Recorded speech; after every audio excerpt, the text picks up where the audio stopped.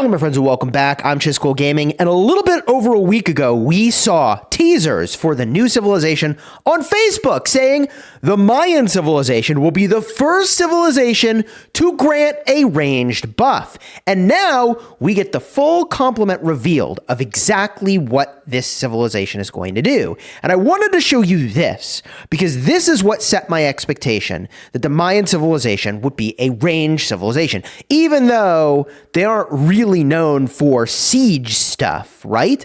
But I predicted that you'd probably get some siege stats and some other range specific things because it's the first civilization to grant a ranged buff. And technically speaking, what the Mayan civilization does, it is true that it grants a ranged buff, but it is not what I was expecting.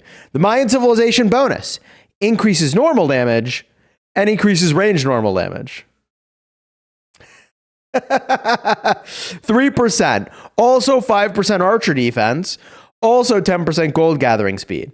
So if you, like me, thought siege players are finally getting the civilization they deserve, think again. And like I was saying, the Mayan civilization is not exactly known for like catapults, right?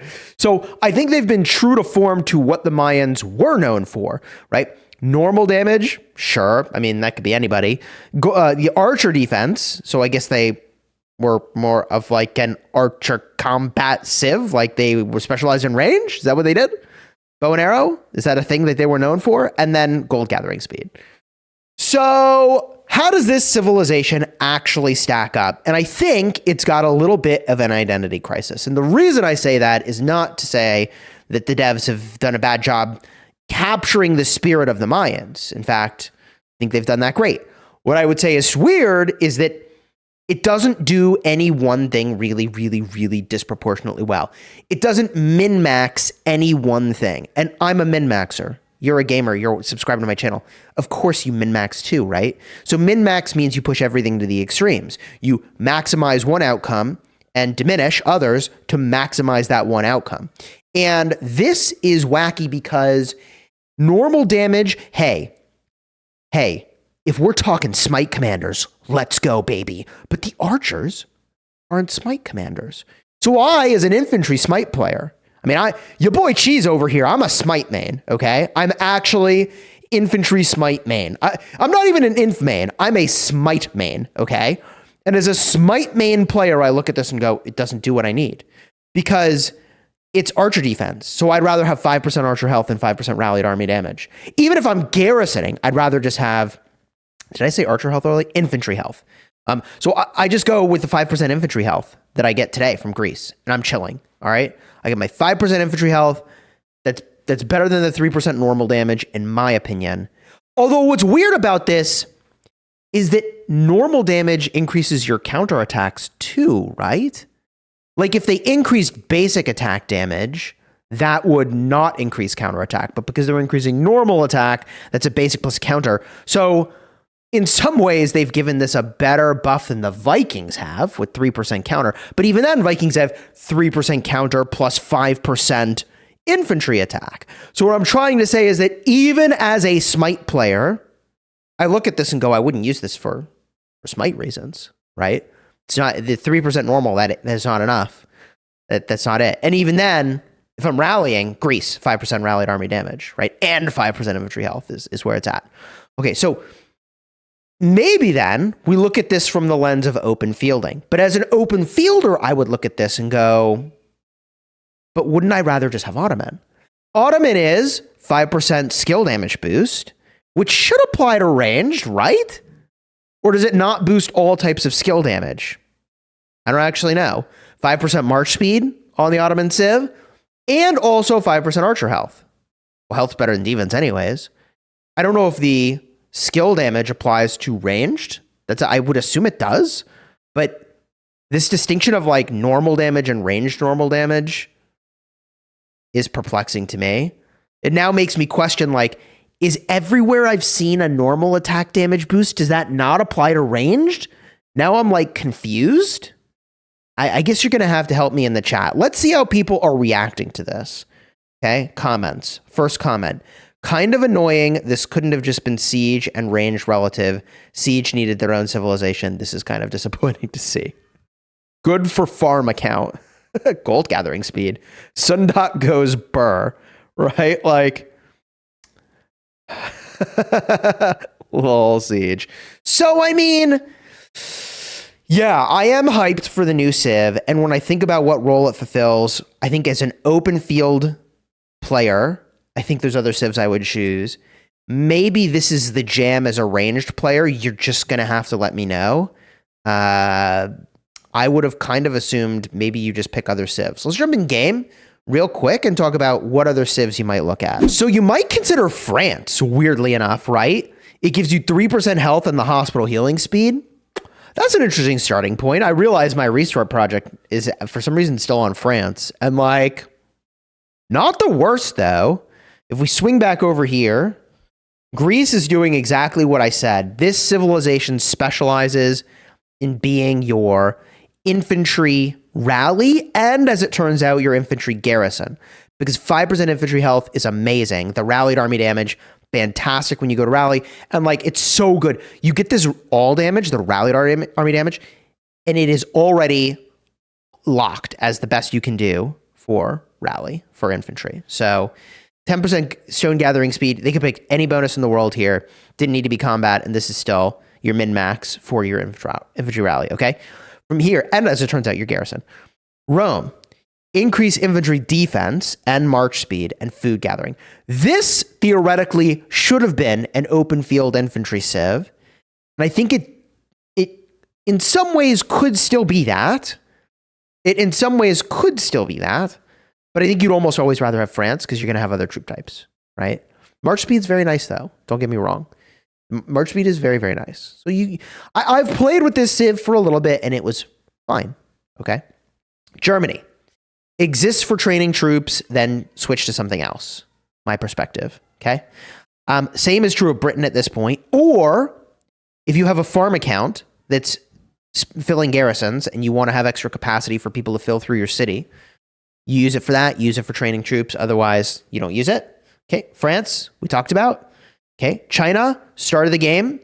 You use this to get the building speed bonus, then you switch to something else. You also enjoy the passive AP recovery, so nice at the start of the game.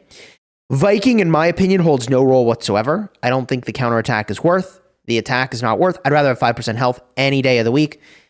Slam dunk, no questions asked. Health, health, health, health, health. Just do that. This, not the play. Okay, because if you really care about swarming, you need the health so you actually survive the swarm long enough to actually wreck people. So health, that's the answer. This, not the answer. Okay, what do you use this for? Actually, I wouldn't. I wouldn't. Okay, Egypt, archer rallies, slam dunk, easy clap. Okay, 5% attack for archers. Okay, 5% rallied army damage. Done. You done. Archer rallies, easy. Up next, Japan. Increase attack of all troops by 3%. Resource gathering. I mean,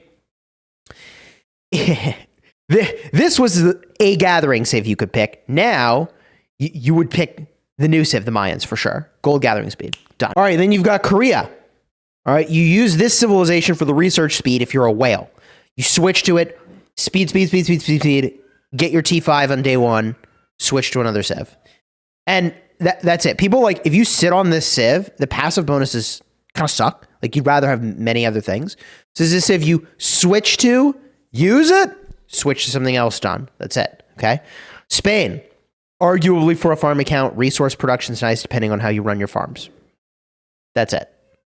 From there, Arabia, Cav rally, easy. 5% attack for Cavs, and the rallied army damage, right? Damage dealt to barbs and other neutral units, 10%. Damage dealt by rallied armies, 5%. There it is, right? Boom. Cav rally, done. That's it, done. Okay? Ottoman. This is the universal open fielder. So that's so interesting. Okay, so did they change the language to say commander skill damage? When did that happen? I have to go into the vault. Maybe it always said that. But it's archer health, troop march speed, and commander skill damage by 5%, as opposed to what? What other kind of skill damage is there? Who else? What, barbarian skill damage? That's obviously not a thing. Right. So 5% skill damage. Does that apply to ranged? I assume it does.